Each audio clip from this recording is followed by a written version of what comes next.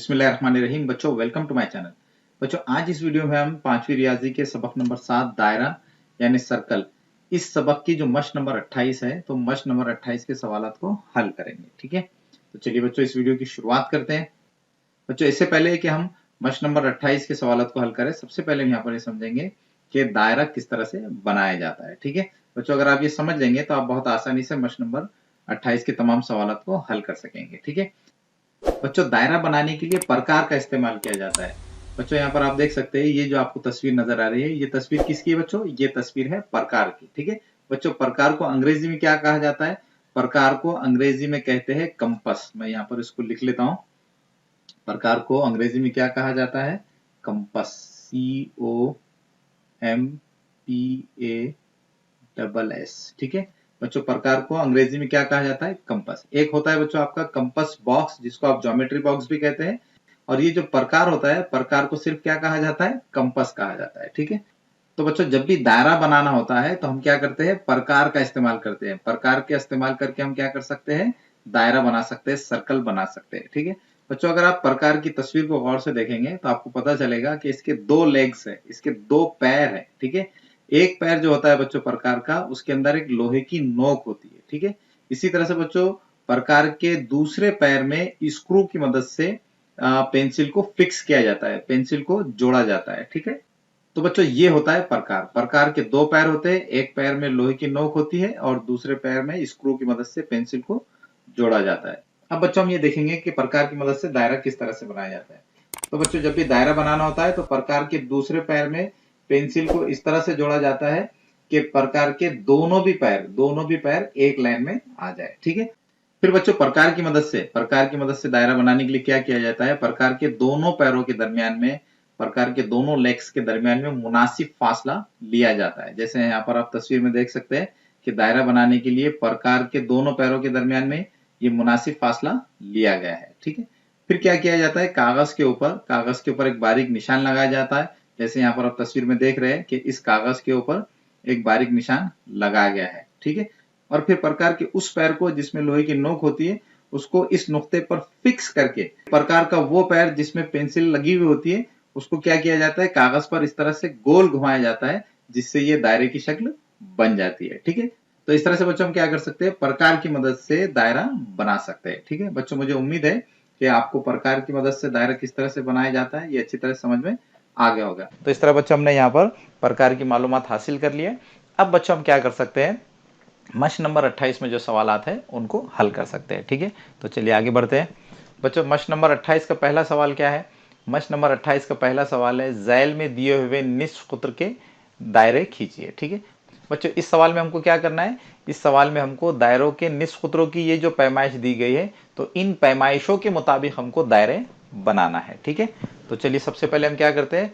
मश्क number 28 का जो पहला सवाल है, तो इस पहले सवाल का जो पहला झैली सवाल है उसको हम हल करते हैं। ठीक है बच्चों, पहले सवाल में हमको क्या करना है? पहले सवाल में हमको दो सम निस्फ कुत्र का दायरा बनाना है। ठीक है बच्चों, दायरा बनाने के लिए किस चीज का इस्तेमाल किया जाता है? शाबाश, दायरा बनाने के लिए प्रकार का इस्तेमाल किया जाता है। ठीक है बच्चों, यहाँ पर आप देख सकते हैं कि मैंने पहले से ही यहाँ पर प्रकार ले लिया है। बच्चों हो सकता है कि यहाँ पर आप प्रकार की इस तस्वीर को देखकर थोड़ा परेशान हो जाए, लेकिन बच्चों यहाँ पर परेशान होने की जरूरत नहीं। जैसे अभी आपने यहाँ पर देखा कि प्रकार में दो पैर होते हैं, एक पैर में लोहे की एक बारीक नोक होती है और दूसरे पैर में पेंसिल को फिक्स किया जाता है। ठीक है, तो यहाँ पर भी आप देख सकते हैं कि यहाँ पर मेरा ये जो प्रकार है, तो इस प्रकार में भी दो पैर है, ये एक पैर और ये एक पैर। एक पैर में यहाँ पर लोहे की नोक है और यहाँ पर दूसरे पैर में ये पेंसिल की नोक है। ठीक है, तो इस प्रकार को देखकर परेशान होने की जरूरत नहीं है। ठीक है, तो चलिए अब हम क्या करेंगे?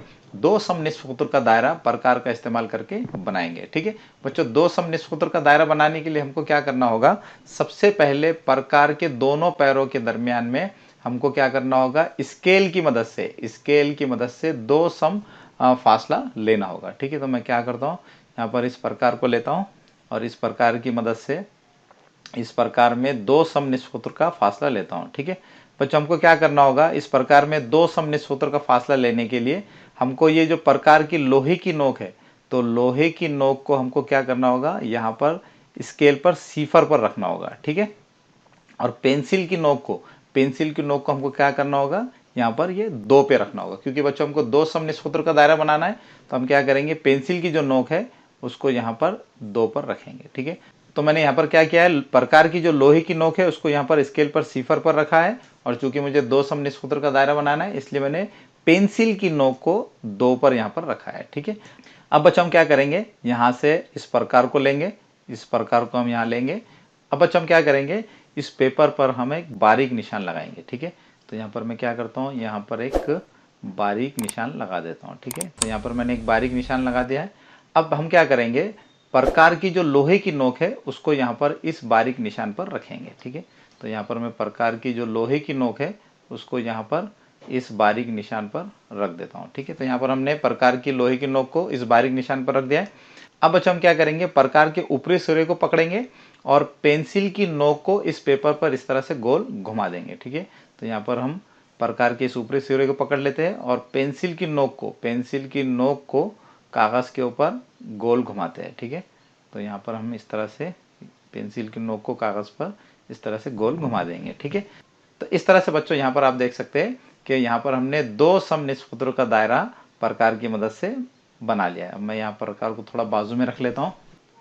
अब बच्चों हम इस दायरे का निष्सूत्र बनाने के लिए क्या करेंगे, दायरे के मरकज को और दायरे पर के इस नुक्ते को एक लकीर की मदद से जोड़ देंगे। ठीक है, तो मैं यहाँ पर इन दोनों नुक्तों को जोड़कर दायरे का निष्सूत्र बना लेता हूँ। ठीक है, तो यहाँ पर हमने दायरे का निष्सूत्र बना लिया है। अब हम यहाँ पर इसकी पैमाइश भी लिख लेंगे। बच्चों इस निष्सूत्र की पैमाइश कितनी है, इस निष्सूत्र की पैमाइश है 2 सेंटीमीटर, 2 सम। ठीक है, 2 सम। तो इस तरह से बच्चों हमने यहाँ पर 2 समनिष्ठ का दायरा बना लिया है। ठीक है, अब बच्चों हमको दूसरे सवाल में क्या करना है, दूसरे सवाल में हमको 4 समनिष्ठ का दायरा बनाना है। ठीक है, तो चलिए अब हम दूसरे सवाल को हल करते हैं।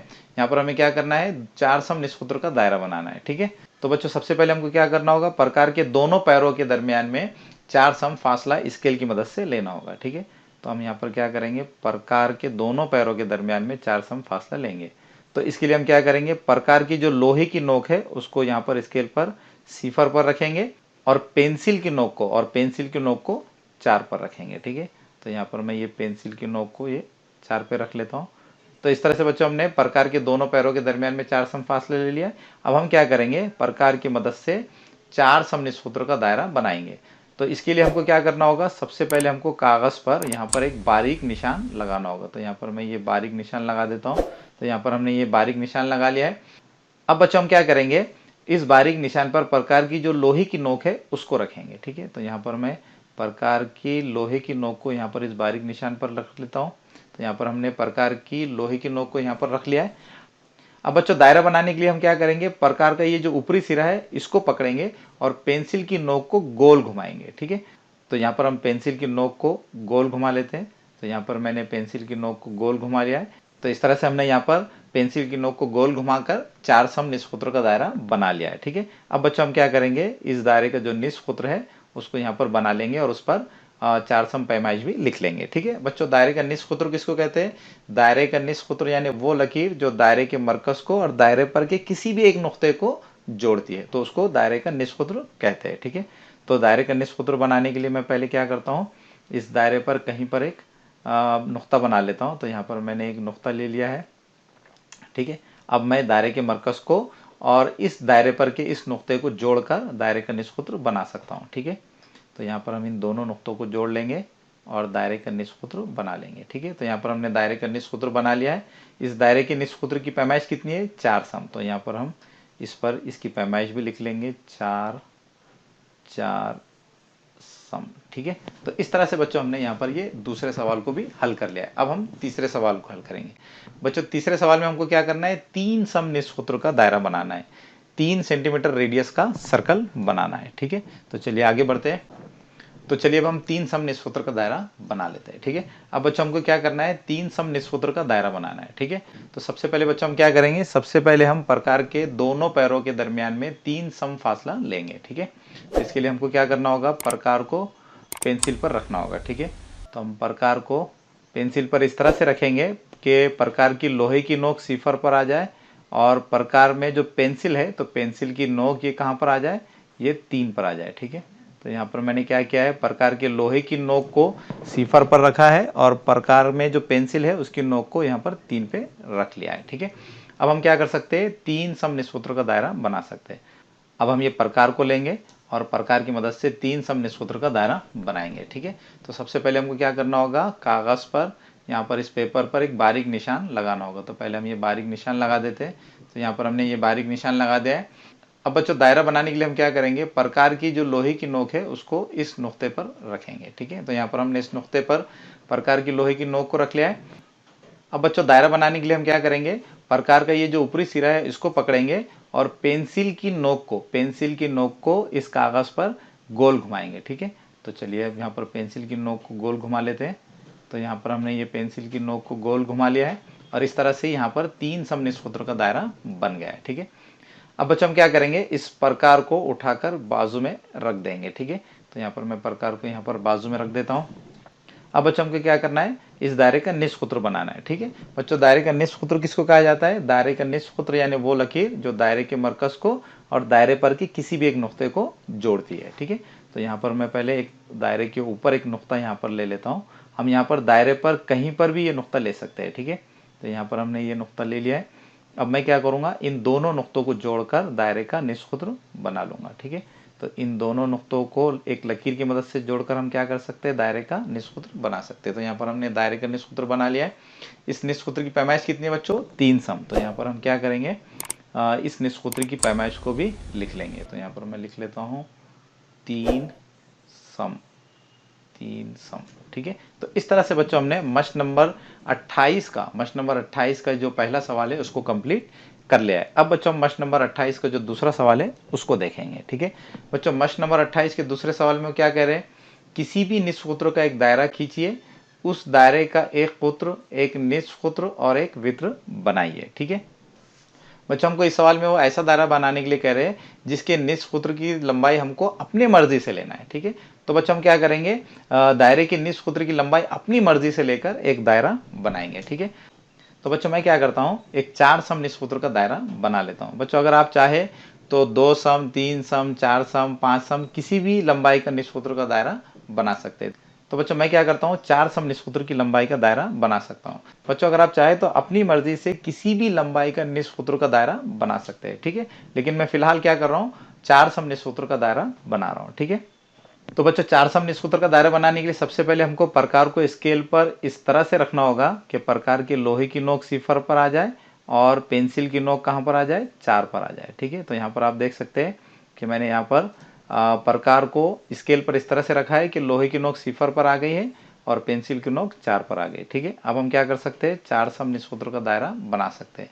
तो सबसे पहले हम यहाँ पर एक पेंसिल की मदद से कागज पर ये बारीक निशान लगाएंगे। अब हम क्या करेंगे, ये प्रकार की जो लोहे की नोक है तो इसको इस बारीक निशान पर रखेंगे। ठीक है, अब हम क्या करेंगे, पेंसिल की नोक को कागज पर गोल घुमाएंगे। ठीक है, तो यहाँ पर हम प्रकार के ऊपरी सिरे को पकड़कर पेंसिल की जो नोक है उसको इस तरह से गोल घुमा देते हैं। ठीक है, तो इस तरह बच्चों हमने यहाँ पर 4 सम निष्सूत्रों का दायरा बना लिया है। अब हम ये प्रकार को थोड़ा बाजू में रख लेते हैं। अब बच्चों हमको क्या करना है, इस दायरे का एक सूत्र बनाना है, एक निष्सूत्र बनाना है और एक वित्र बनाना है। ठीक है, तो सबसे पहले हम क्या करेंगे, इस दायरे का एक सूत्र बनाएंगे। बच्चों दायरे का सूत्र किसको कहते हैं, दायरे का सूत्र यानी वो लकीर जो दायरे पर के 2 नुक्तों को जोड़ती है और मरकज में से गुजरती है, तो उस लकीर को क्या कहा जाता है, उस लकीर को दायरे का सूत्र कहते हैं। ठीक है, तो दायरे का सूत्र बनाने के लिए सबसे पहले हम क्या करेंगे, इस दायरे के ऊपर 2 नुक्ते ले लेंगे। यहाँ पर मैं एक नुक्ता ले लेता हूँ। ठीक है, और यहाँ पर भी मैं एक नुक्ता ले लेता हूँ। ठीक है, अब हम क्या कर सकते हैं, इन दोनों नुक्तों को जोड़कर दायरे का सूत्र बना सकते हैं। ठीक है, तो यहाँ पर मैं इन दोनों नुक्तों को जोड़ लेता हूँ।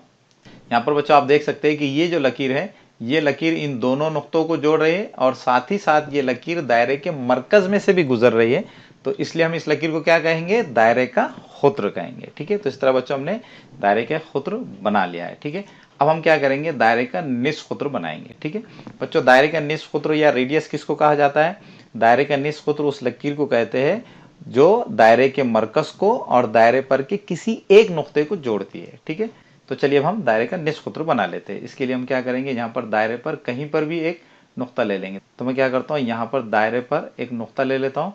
तो यहाँ पर मैंने ये नुक्ता ले लिया है।